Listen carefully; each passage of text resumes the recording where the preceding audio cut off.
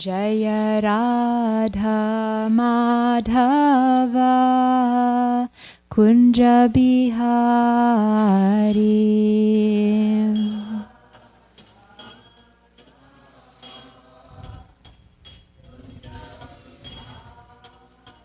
Jaya Radha Madhava Kunja Bihari.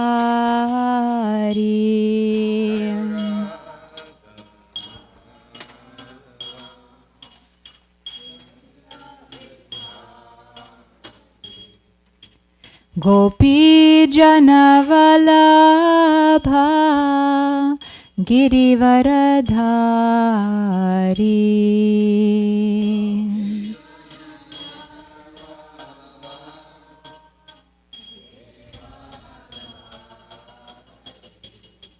Gopi Janavalabha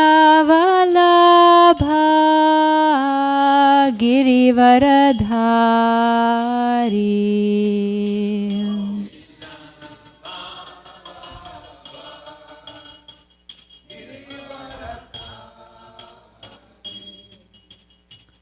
Yashoda Nandana Braja Janaranjana.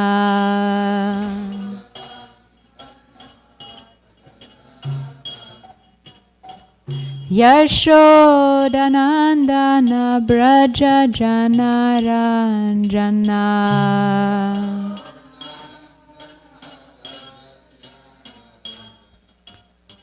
Jamuna Tira Vanachari.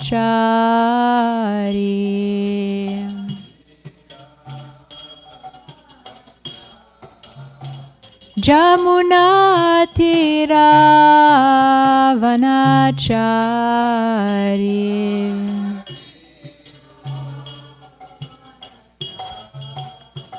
Jaya Radha Madhava Kunja Bihari.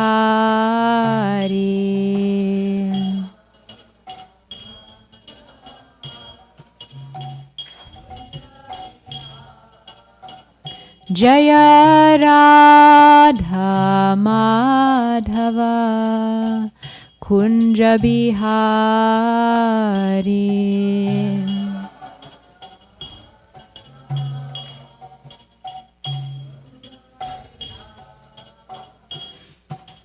Gopi Janavallabha Girivaradhari.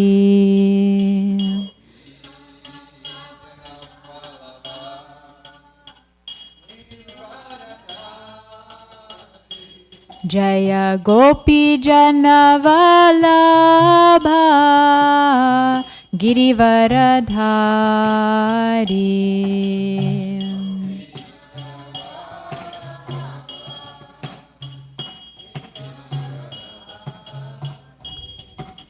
Yashoda Nandana Braja Janaranjana.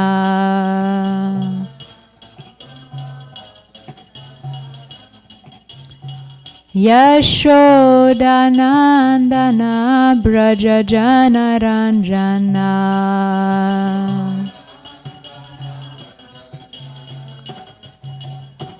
Jamuna Tira Vanachari.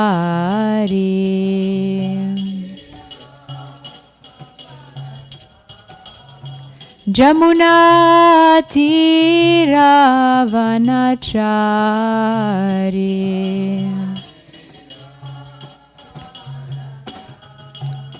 Jaya Radha Madhava Kunja Bihari.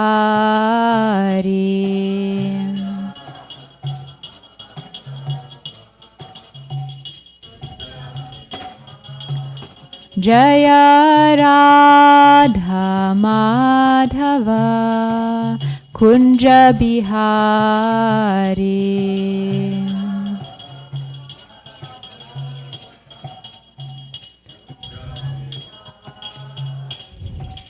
Hare Krishna,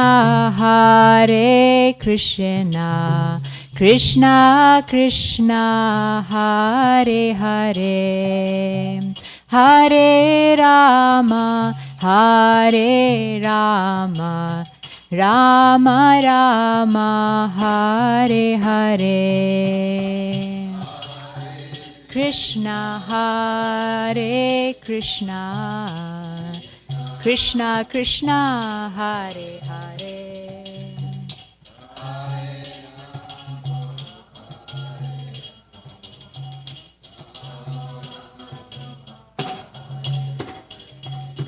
Hare Krishna Krishna Krishna Hare Hare Hare Rama Rama Rama Hare Hare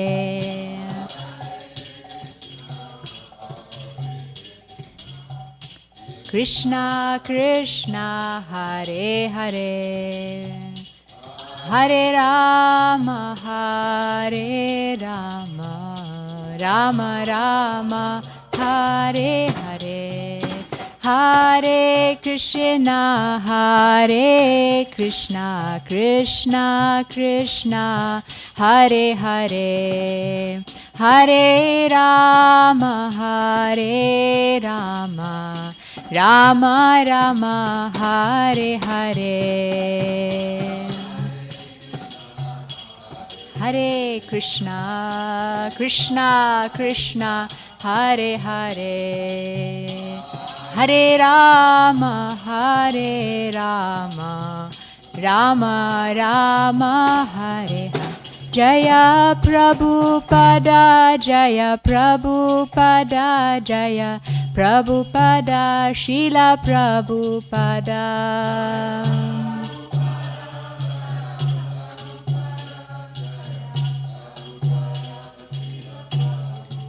Jaya Gurudeva Jaya Gurudeva Jaya Gurudeva Jaya Gurudeva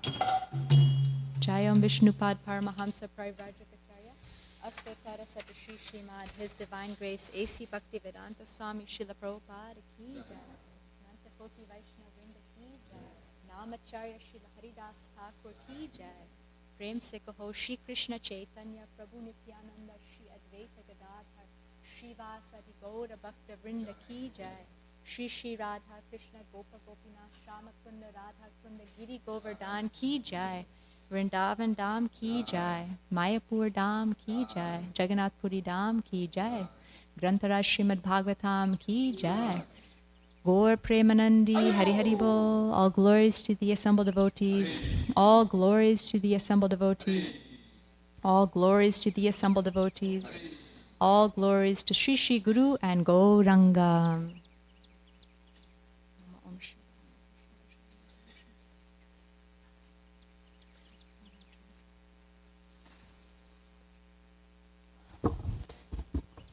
Om Namo Bhagavate Vasudevaya.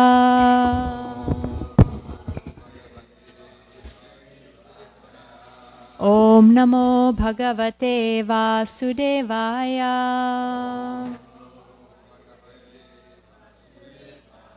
Om Namo Bhagavate Vasudevaya.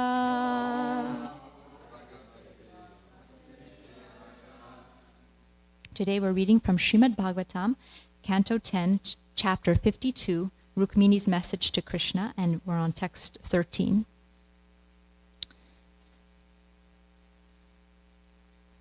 Alakshyamano rupan ripuna sanugena yadutamo Svapuram punar ayato Samudra parikham nripa Alakshyamano ripuna Sanugena yadutamo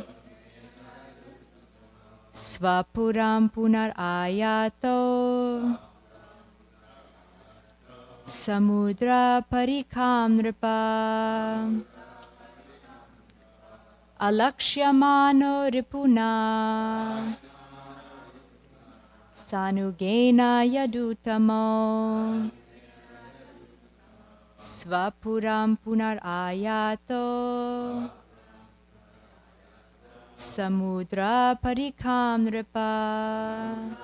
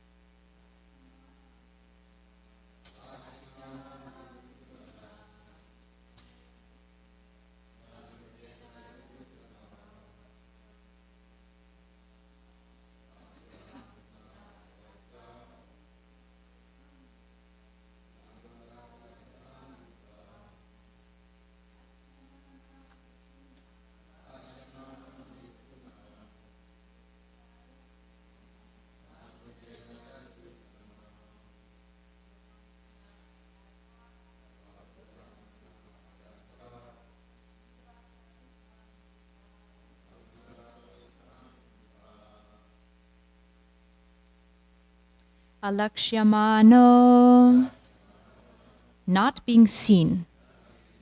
Ripuna, by their enemy. Sa, together. Anugena, with his followers. Yadu, of the Yadus. Uttamo, the two most excellent. Svapuram, to their own city Dwarka. Punaha, again. Ayato, they went. Samudra, the ocean. Parikam, having as its protective moat. Nripa, O king. Translation. Unseen by their opponent or his followers, O king, those two most exalted Yadus returned to their city of Dwaraka, which had the ocean as a protective moat. Please repeat.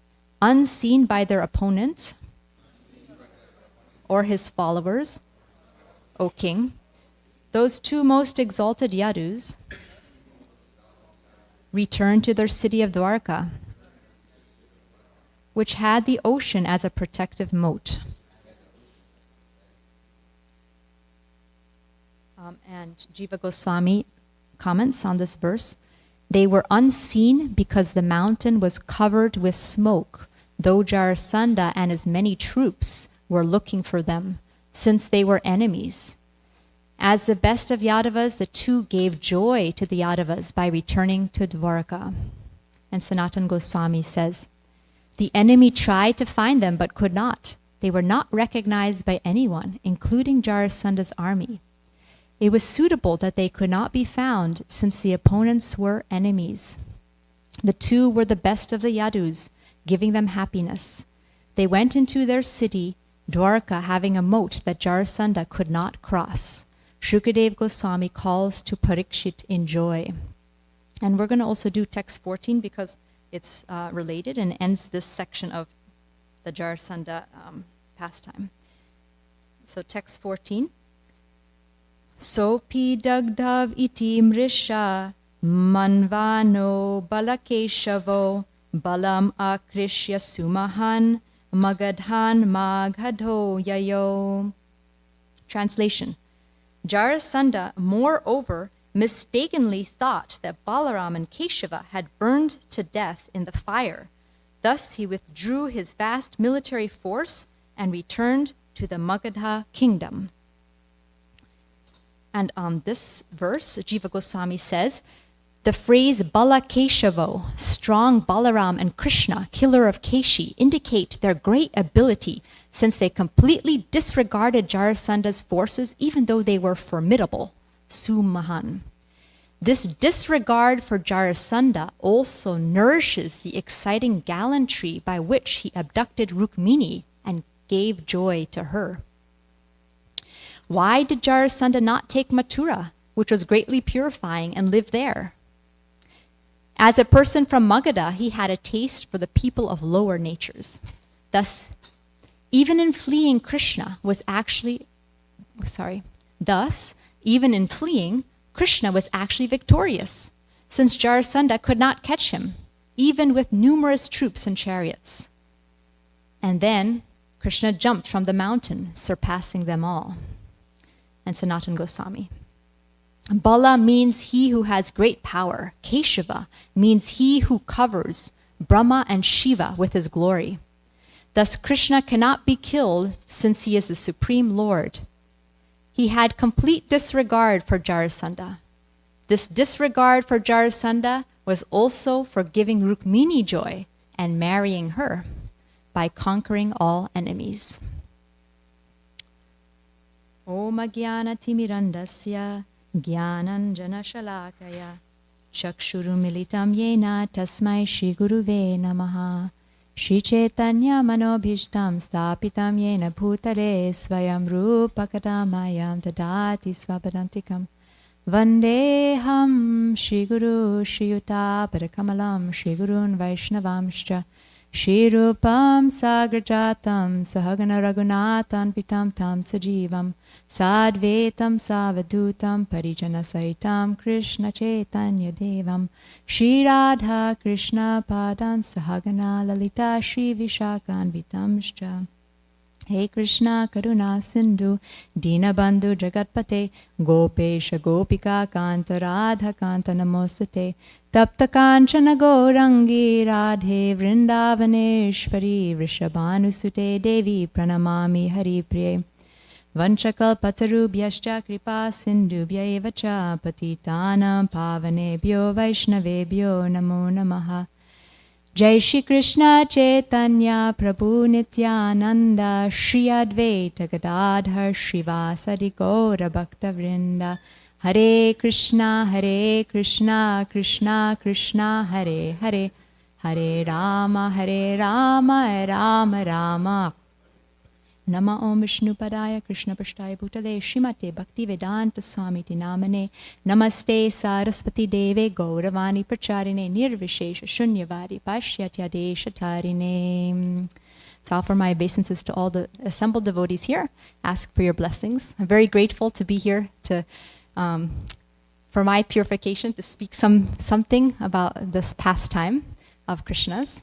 And it may just seem like a couple, 2 verses that, what to talk about these things. But what I was thinking of doing was just kind of backtrack a little bit and go through the flow a little bit, and then try to pull in some lessons that we can get out of this pastime. So actually, if we remember, in chapter 50 was entitled Establishing the City, Krishna establishes the city of Dwarka. So as we remember, Jarasandha was attacking Mathura again and again and again. And when it came to the 18th time, when Jarasandha came, at that same time, Kalyavana and his Yavana soldiers also attacked Mathura at the same time. And Krishna, playing the role of a ordinary human being, he was worried that if we try to fight with Kalyavana and his soldiers, then Jarasandha, while we're busy with that, Jarasandha may take advantage and he might come into Mathura and hurt our relatives. So he was talking to Balaram, what should we do? I think we should build a fort in the ocean and nobody can come there. So Krishna, by his, he calls, his dear servants to make this beautiful Dwarka in city in the middle of the ocean. That's, then in the middle of the night, while everyone is sleeping in Mathura, he transfers all of his relatives to Dwarka. So imagine the Yadus, they wake up in the morning and they're suddenly in a new place, in a beautiful city. It's described in the Bhagavatam how beautiful the city was, and huge and perfectly organized and beautiful, pristine. Everything is wonderful and it's all protected because the ocean is all around. And Krishna and Balaram are still not there though. So all the relatives are there. So we can just imagine they wake up. Of course, they don't see Krishna and Balaram there. Maybe they're feeling anxious, but maybe they're hearing the news of what's happening. So Krishna, at that time, he walks out of Mathura. He just walks. And Kalyavana chases him. And then we know the whole pastime. The next 2 chapters of Bhagavatam are about how Krishna takes care of Kalyavana by going into the cave. Muchakunda wakes up, burns Kalyavana, then Muchakunda offers prayers, then Muchakunda leaves, and we heard all of that. So now in this chapter, Krishna, again, after delivering Muchakunda, he leaves the cave, he goes back to Mathura, and he sees that Mathura is still surrounded by all the Yavana soldiers of Kalyavana. So he takes care of the soldiers, and he takes all the things, all the valuables that were, after the battle, like Maharaj was talking about, how they used to gather all the booty that was, from all the soldiers, all the jewelries and all that. So Krishna and his associates, they gathered all of those valuables onto carts. It's actually described like bullock carts, and they began to go towards Dwarka. And then while they're on their way, who comes? Jarasandha. And Jarasandha's army this time is bigger than ever before. I think it's 23 Akshahinis. And and when Krishna sees Jarasandha coming, he could have taken care of him like he did the other 17 times, but this time Krishna was thinking, I don't, like in the Krishna book, Prabhupada gives 2 reasons why Krishna didn't kill Jarasandha at that time. He thought, no, let's not kill any more soldiers. Like we did enough of that right now. Like we've done a lot of, so no more killing of soldiers right now. And I have a more important task to handle right now, because Rukmini is soon going to send me a letter and I need to attend to Rukmini. So I was thinking about how, Krishna is not concerned so much about his reputation, about what people think about him, concerned with that at all. He doesn't mind being called a ranchor for the rest of eternity. Everyone calls him a coward for escaping the battle. He doesn't mind that. He prefers to exchange love with his devotees. So Rukmini is there. She's waiting. She's soon going to call for me. So let me go. And also, another reason is it's kind of an adventure, Krishna loves to have adventures and have fun. So Krishna and Balaram, they begin to run away from Jarasandha. And Jarasandha, with all of his armies, they're chasing after. They think Krishna and Balaram are afraid, which of course they're not.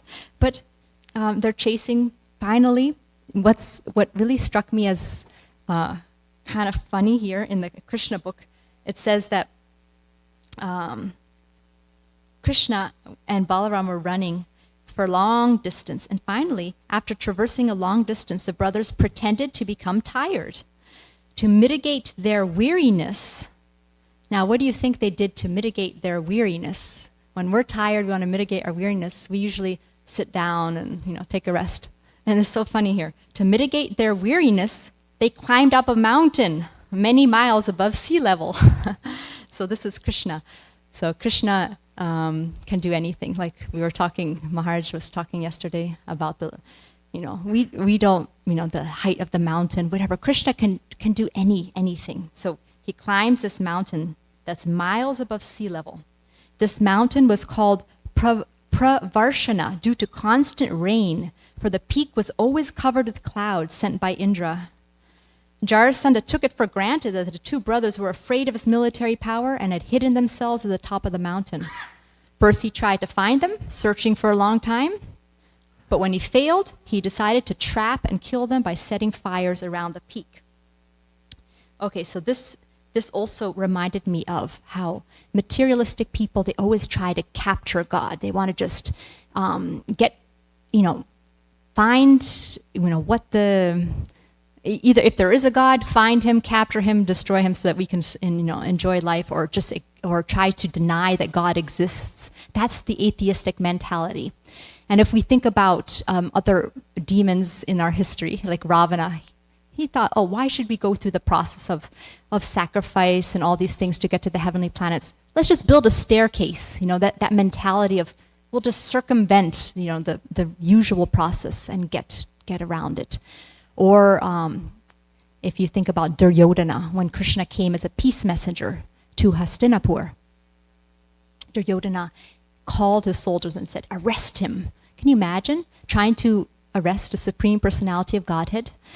And the soldiers tried, and immediately Krishna became bigger and bigger and bigger, expanded himself and showed his universal form, which blinded everybody in the assembly, including Duryodhana. Everyone was completely blinded by that, except for the pure devotees who could see Krishna's beautiful form.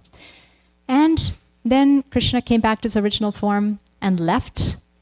But Duryodhana, he thought, okay, this time I couldn't catch him, but he just has some magic powers, maybe another time. So that's the mentality of the materialistic person. They always try to figure out some way that to make things that they can grasp it in there. Everything will be in my control. That everything, even though they see something maybe outside of my understanding, they try to put it in a box so that, okay, let me understand it this way. And I was thinking about, I've been listening to morning lectures of Srila Prabhupada in Los Angeles, and those morning lectures, every single day, Ms. Swarup Damodar is there, Maharaj is there. Of course, he's not Maharaj at that time. And every day, Prabhupada is smashing the atheists again and again and again. And I was thinking, why is Srila Prabhupada focusing so much on this?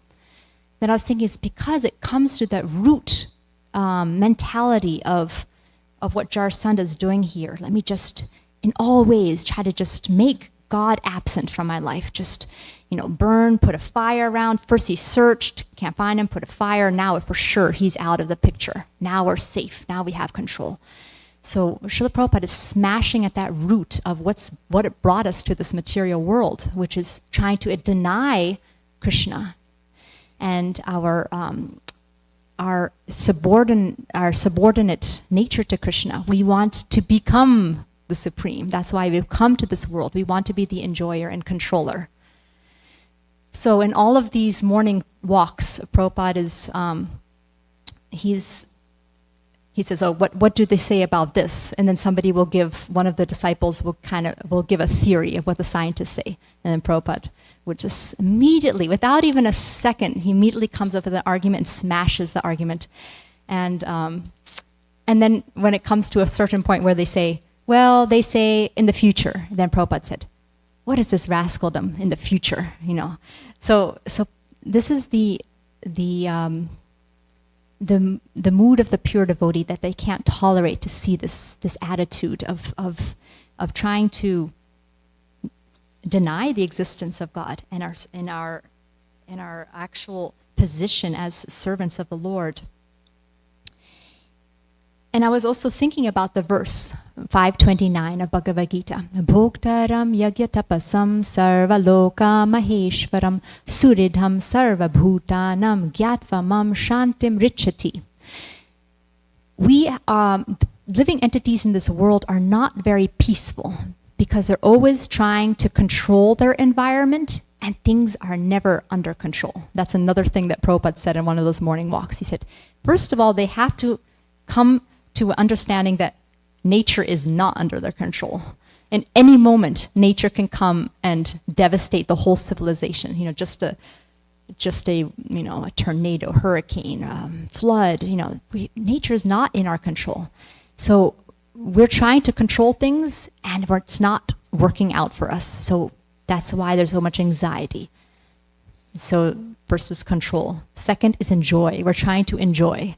And because we're not these bodies, and these bodies are not meant to enjoy, like my Guru Maharaj used to say that His Holiness Bhakti True Swami, that if you take any part of your body, take any part, the most insignificant part, like your little finger, and see how many ways that you can give pleasure to this little pinky.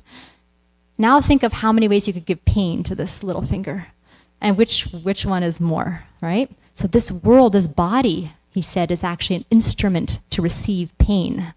And this world is not this body is not meant for enjoyment, actually. This body is actually meant for giving enjoyment to Krishna. Everything, our senses, our body, our mind, everything is meant actually for giving pleasure to Krishna. So when we try to control, we try to enjoy, then we become frustrated and there's no peace. So that verse is saying that when we understand fully and deeply that Krishna is a supreme controller and Krishna is a supreme enjoyer, I meant to facilitate his enjoyment, and he's my best friend also. Then we get real peace. I heard a class also that if Krishna was only this all-powerful Lord and he was not all-merciful, then we would be in trouble. So Krishna is not just all-powerful, but he's also all-merciful. He's our best friend. So we can completely depend upon him. So then we can feel real peace. So then, after that, the fire spread more as a peak was set ablaze by Jarasandha, and the fire is rising. Krishna and Balaram decide to have a jump, and I was thinking about how people like to do bungee jumping, parachuting, skydiving. So Krishna and Balaram are the original of this sport. Krishna likes to have fun. That's, if you think about him in Vrindavan with the cowherd boys, they always go for adventures. They have a lot of fun. You know, if you go to Vrindavan, there's a place where you can see some like rocks that are like slides that Krishna and Balaram would slide on. The cowherd boys would use as slides. And there's when Aghasura was killed, when his body became dried up, the cowherd boys used it like a big playground. And there's a picture in one of the children books of, you know, the story of Aghasura, and there's a picture of Aghasura's dead body and how all the cowherd boys, some of them sliding down the back of Aghasura, some going inside the mouth, some like mountain climbing on top of him, like so all the ways that Krishna likes to have fun, and his friends have to like to have fun. So Krishna and Balaram, they're jumping, and this is the picture of Krishna and Balaram jumping. Their hair is flying, and you can see on their faces, they're not worried, they're not scared, they're smiling and they're happy. They're having a good time. And then when they reached the ground, they left back. They went to Dwarka. So the point that the acharyas were making here is that nobody could find them. That Jarasandha was looking for them somehow. He couldn't see them. Even though they came to the ground, they just were able to leave. So Krishna cannot be seen by materialistic people. He reserves the right not to be exposed. And the most incredible thing is not so much that, you know, Krishna can do all these amazing things, and that is incredible, but the most incredible thing is that Krishna is present everywhere around us, and still we can't see him. That's the most incredible thing. That Krishna his energies are making everything run. He's inside of our hearts. We're part and parcel of him, and still we cannot see Krishna everywhere. And that's because of Maya Javanikachanam. Krishna puts a veil of Maya over our eyes so that we can't see him. He doesn't want to be exposed to us if we don't want to know him. If we don't have a desire to have a relationship with him, then we can stay behind that curtain very peacefully, because, then we don't have to be challenged. Our enjoyment doesn't have to be challenged. So Krishna says in Bhagavad Gita, Naham prakasha sarvasya yoga maya samavritaha mudo yam nabijanati lokomam ajam avyayam. I'm never manifest to the foolish and unintelligent. For them I'm covered by my internal potency, and therefore they do not know that I am unborn and infallible. And in one of the purports, Prabhupada, to Queen Kunti's prayers for that verse of Maya Javanikachanam, Prabhupada says that it's amazing that Krishna performs all these amazing miracles, like lifting Giriraj, Govardhan. As a baby, he kills Putana. How many amazing things Krishna does, but still, there's a class of demoniac people who still don't reluctant to accept Krishna as this absolute truth. And Prabhupada says this is partially due to their poor fund of knowledge, and partially due to their stubborn obstinacy, which results from various misdeeds in the past and present. Such persons could not recognize Lord Sri Krishna even when he was present before them. Another difficulty is that those who depend more on their imperfect senses cannot realize him as a Supreme Lord. Such persons are like the modern scientist. They want to know everything by their experimental knowledge, but it's not possible to know the Supreme Person by imperfect experimental knowledge. He is described herein as adhokshaja, or beyond the range of experimental knowledge. All our senses are imperfect. We claim to observe everything and anything, but we must admit that we can observe things under certain material conditions only, which are also beyond our control. The Lord is beyond the observation of sense perception. So, not by experimental knowledge, not by our eyes, not by, whatever techniques we come up with, we can't see Krishna unless Krishna reveals himself to us. And how would Krishna reveal himself to us? When we have the desire to have that relationship, when that burning desire comes and we want to serve him, when our eyes are tinged with love, premanjana charita bhakti vilochanena, then the pure devotees, they look around the world and they can't not see Krishna. They just see Krishna everywhere they look. Mother Irmala gave a series of classes here on Sunday Feast, and she was going through the verses of Bhagavad Gita and Srimad Bhagavatam, where Krishna says, I am the light of the sun, I am the this and this.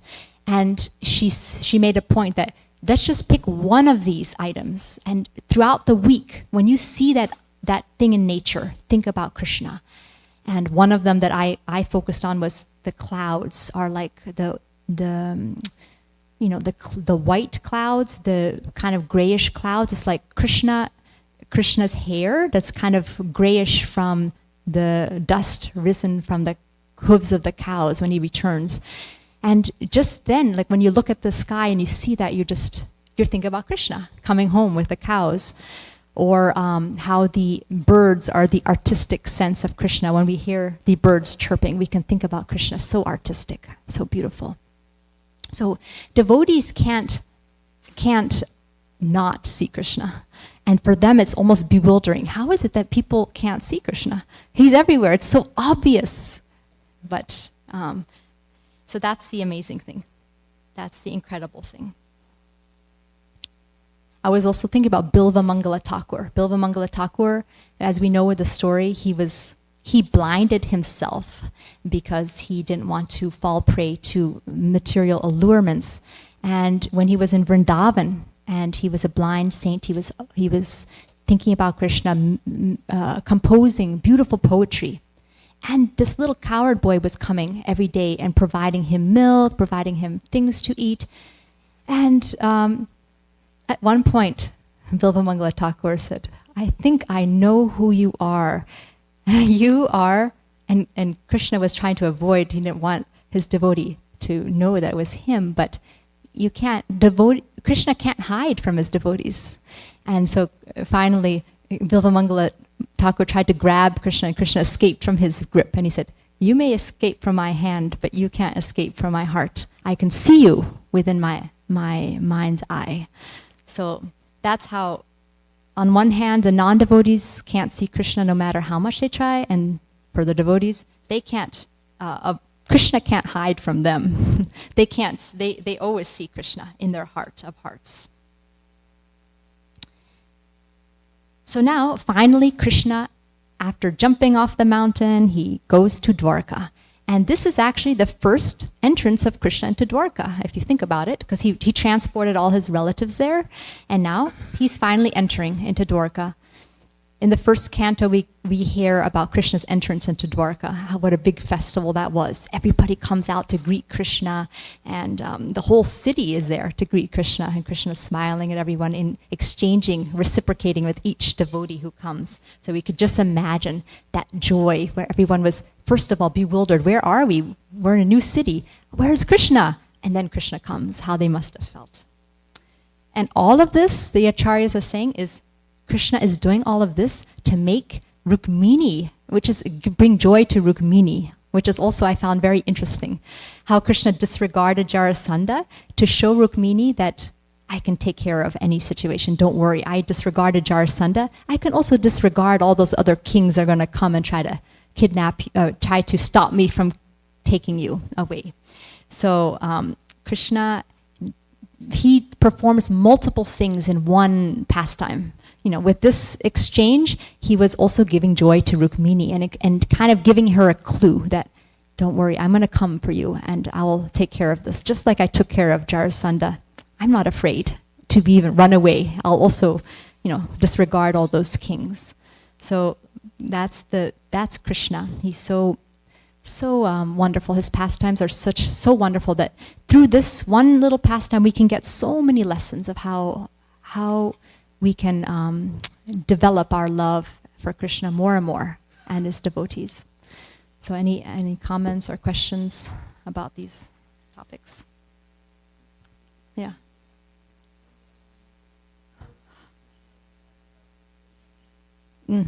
Yes.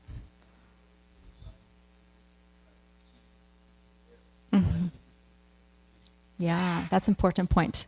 In order to see Krishna, Drishta Prabhu was saying we need to have a relationship, and that's the most important thing. Otherwise, why would Krishna want to show himself to somebody who doesn't want a relationship with him? And the scientists just want to prove the existence of God without a relationship. Yeah. They don't even have a conception that's a possibility, that there's a God.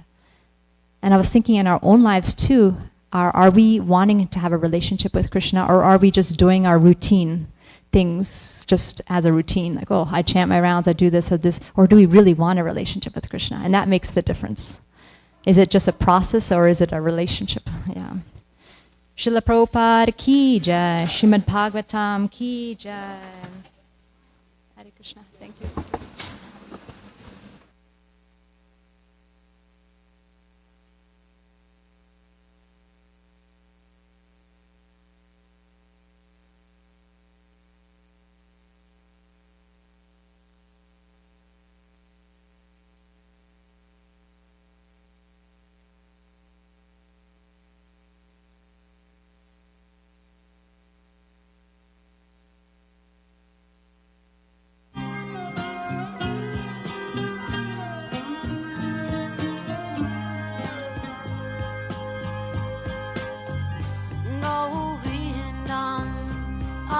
Purusham Tamaham Bhajami Govindam Adi Purusham Tamaham Bhajami Govindam Adi Purusham Tamaham Bhajami Kanvam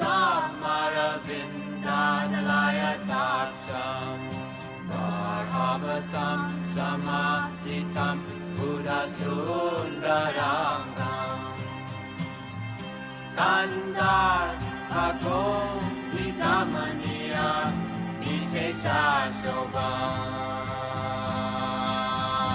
Govindam Adipurusham Tamaham Bhajami Govindam Adipurusham Tamaham Bhajami Govindam Adipurusham Tamaham Bhajami Angani Yasa Sakalen Kriya Priti Manti Vasyanti Panti Kayanti Jiram Naganti Ananda Chinmaya Sadhu Jala Vigrahasya Govindam Adipurusham Tamaham Bhajami Govindam Adipurusham Tamaham Bhajami Govindam Adipurusham Tamaham Bhajami Govindam Adipurusham Tamaham Bhajami Govindam Adipurusham Tamaham Bhajami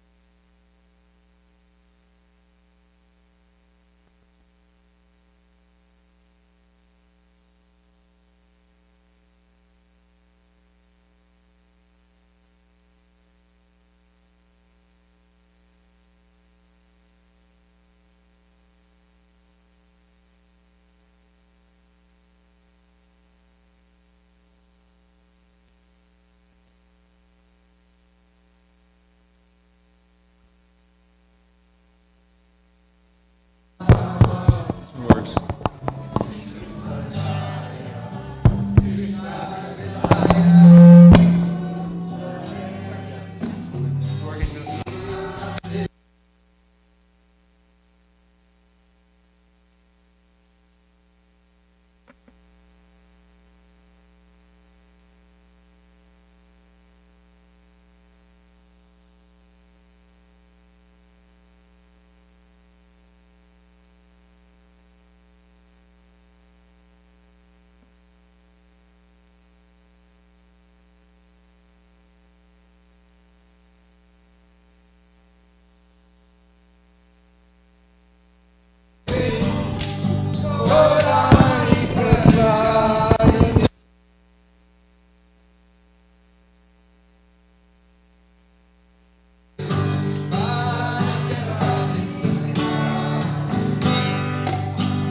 Jaya Shri Krishna Chaitanya Prabhu Nityananda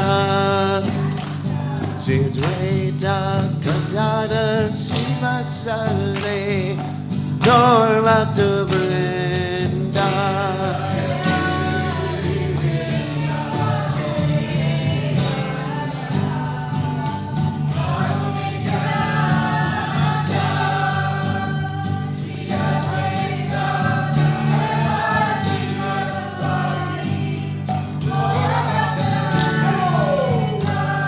Shri Krishna Chaitanya Prabhu Nityananda Advaita Gadadhar Sivasari Norvatu Vrinda.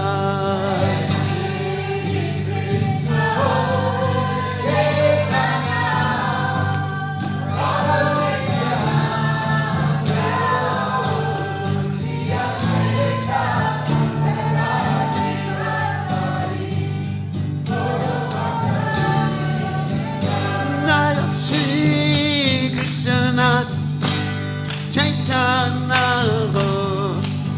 Prabhu Nityananda Sri Advaita Gadada Siva Sadi Gaurvata Vrinda.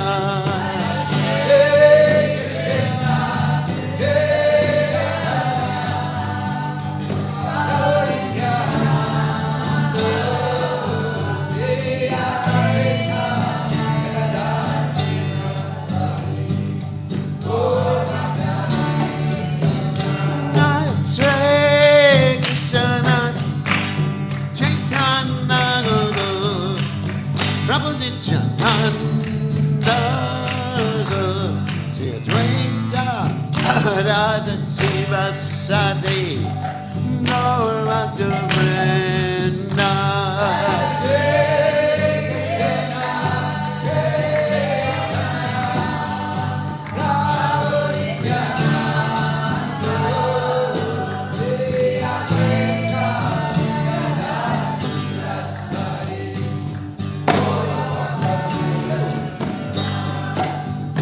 Hare Krishna, Hare Krishna, Krishna Krishna, Hare Hare, Hare Rama, Hare Rama, Rama Rama, Hare Hare.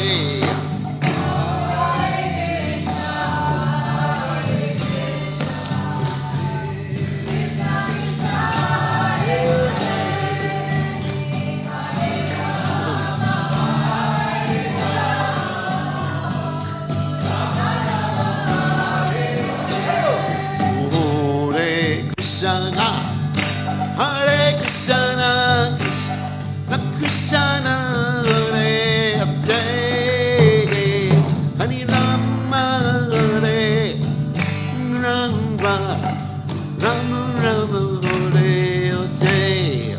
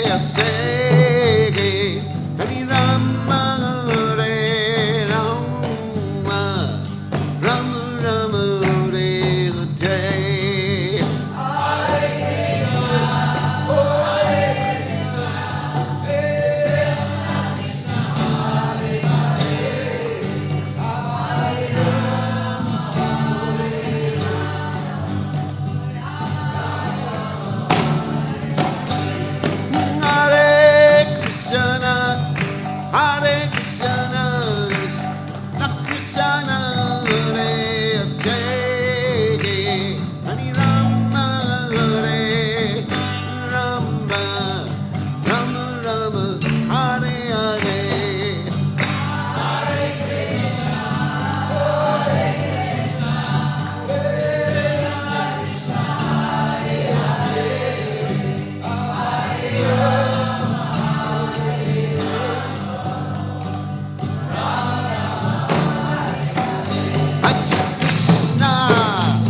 Hare Krishna, Krishna Krishna, Hare Hare, Hare Rama, Hare Rama, Rama Rama, Hare Hare.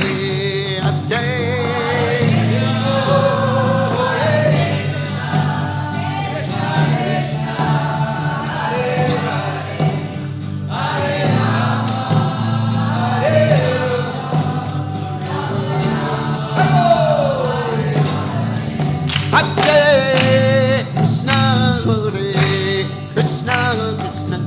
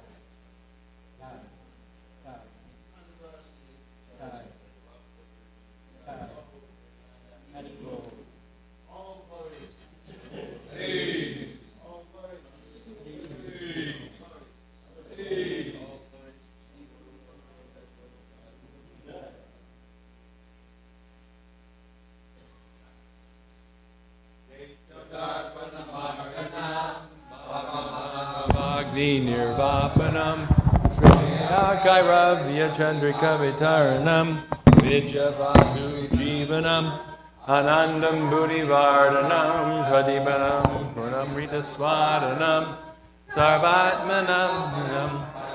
It's like they're in the snow.